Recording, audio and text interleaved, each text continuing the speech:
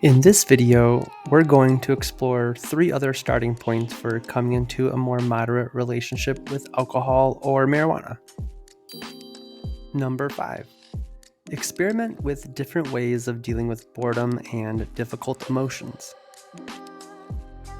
Boredom's one of the biggest triggers for indulging in substances. Intoxication of some kind creates an extra level of stimulation that makes passing time more tolerable. You'll find it helpful to experiment with ways of becoming more comfortable with alone time and navigating stress. Great starting points are nurturing a habit of intentionally being active and moving your body by dancing, doing yoga, jogging, or going to the gym, for example. You can experiment with ways of expressing yourself creatively through drawing, writing, music, photography, or cooking, for example. You can experiment with other ways of grounding yourself, like reading, listening to guided meditations, connecting with nature and the outdoors, or practicing self-compassion. The idea is to have a handful of activities or tools that can help you get through the next wave of difficult emotions. Keep this list nearby so you can reference it when stress and cravings hijack your brain and make it hard to remember your options. Number 6. Know your temptation zones and better prepare yourself for them. Who are the top 3 people you find it most difficult to be around without being high or tipsy? What 3 activities do you enjoy that you find it difficult to imagine doing without pot or alcohol? In which 3 places do you feel most tempted to be tipsy or high in? What times of day, days of the week, holidays, or events are most tempting?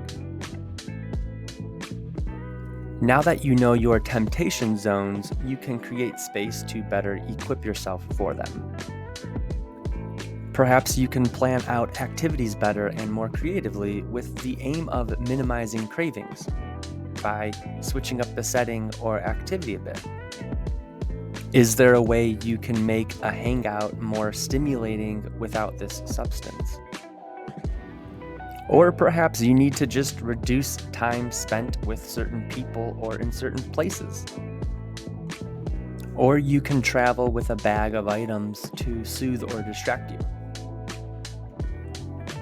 This nurtures a habit of becoming more tuned into your environment and making adjustments as needed. Number 7, use harm reduction strategies if nothing else. Harm reduction is all about reducing the risks and consequences that can come from using. When other strategies are too challenging, harm reduction strategies at least keep us a smidge bit safer. So, try the best you can to avoid combining this substance with other substances at the same time. And just stick to one, so you're not overkilling your brain and body. Or avoid driving while intoxicated so you don't get into legal trouble or harm yourself or others in an accident. Use condoms if you're sexually active and high or drunk so you don't end up having an unwanted pregnancy when you're using. You can consume slightly less potent weed or alcohol than normal. You can reduce the potential for harm by setting intentions before you consume that substance. Like, what kind of experience do I want to have today? You can reduce the potential for harm by starting with a belly full of food and water and staying hydrated throughout your high. These are just a few harm reduction techniques to lean into when you're feeling like you don't have enough fuel in your tank to pursue the bigger strategies. If things get too difficult, speak to a healthcare professional and explore what specialized treatment options are out there. Like therapy, support groups, or medication options. Signs that you likely have a serious addiction and need professional help would be things like your substance use is resulting in ER visits, legal issues, getting kicked out, getting fired, going broke, being physically or emotionally abusive to others. You likely need professional help if your use causes pathological lying or stealing from loved ones. Or if you've tried many times to moderate your use without any success. These all can be signs that you might benefit from additional support.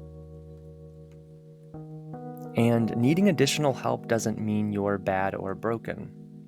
A lot of people struggle with addiction, and sometimes it's too difficult to navigate on our own. Allow yourself to feel proud that you took a step forward that wasn't easy to take. We've gone through 7 paths for coming into a more moderate relationship with a substance. Whatever the tools you use are, just keep experimenting with them. If you make a mistake, it doesn't mean you're starting from ground zero. Ask what you can learn from it. How can you modify your goals and break them down so that they're more manageable and reachable moving forward?